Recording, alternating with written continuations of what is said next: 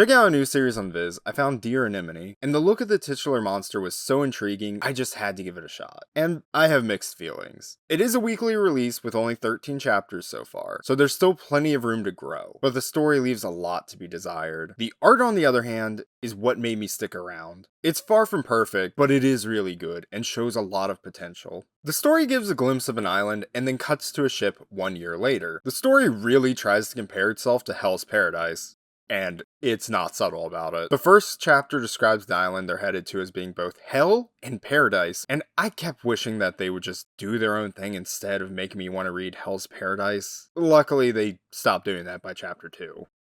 Showing Anemone in a full color spread was the best thing the story could have done, because without seeing that art, I probably wouldn't have finished the chapter. The characters aren't well defined and the humor in the story doesn't land for me personally. The jokes are stereotypical anime humor with silly faces and big reactions to mundane conversation. Like one of them being an insolent child calling somebody old timer, and someone slightly younger calling them old timer in turn. I guess that's a twist on the joke. The boat ride to the island was dreadfully long. That said, once they got to the island, things really pick up when they see a person come out of the tree line and... oh, yeah. Spoilers, obviously. Don't know if I need to say that.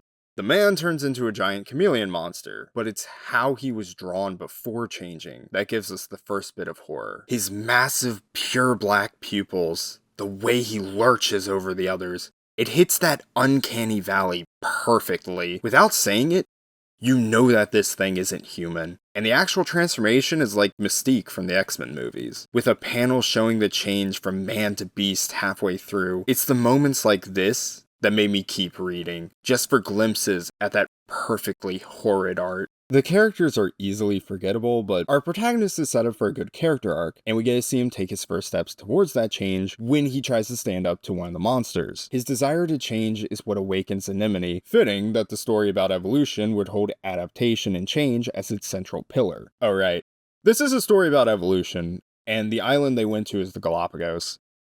The evolution themes and sprinkled in science facts do help give the story its own character.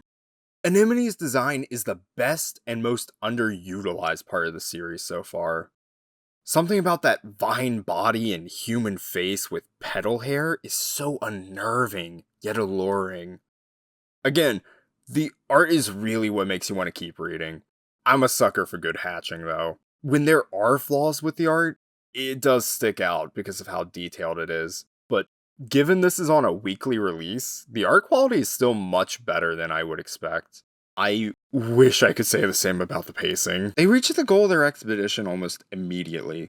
They still need to survive for a month, and the protagonist has a different goal than finding the research station, but still, it should have given us more time on the island to get to know the characters before they even caught sight of the research station. Especially since later, they'll point out just how much ground there is to cover on the Galapagos, when Protag is looking for his friend. By like, chapter 4 or 5, it already feels like we're hitting a final boss fight.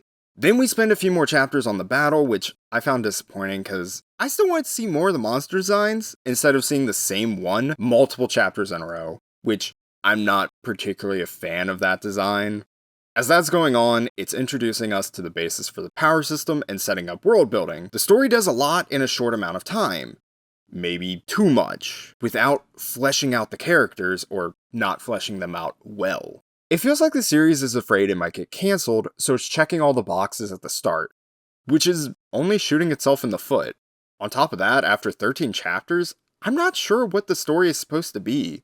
It sold itself as horror in the first chapter and made heavy comparisons to Hell's Paradise, but the horror seems to have been pushed to the background, just a byproduct of the detailed art. It has a big battle and supernatural, or super science powers, but it doesn't feel like a battle manga. For as much negativity as I have on the story, I also see so much potential. The art shows clear passion behind this, and I'm hoping the series gets some eyes on it so the creator can feel more at ease writing the story, and take the time to figure out what it wants to be and naturally improve.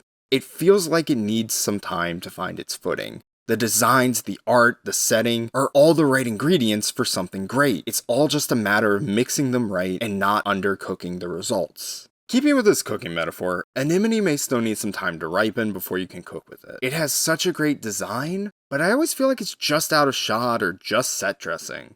Its first reaction to everything is to be bloodthirsty, but that's so one-dimensional. There's nothing wrong with a character starting as one-dimensional, but please do something with Anemone. It's like watching a kaiju movie or Transformers. I do not care about these stupid humans. Give me more of the scary flower.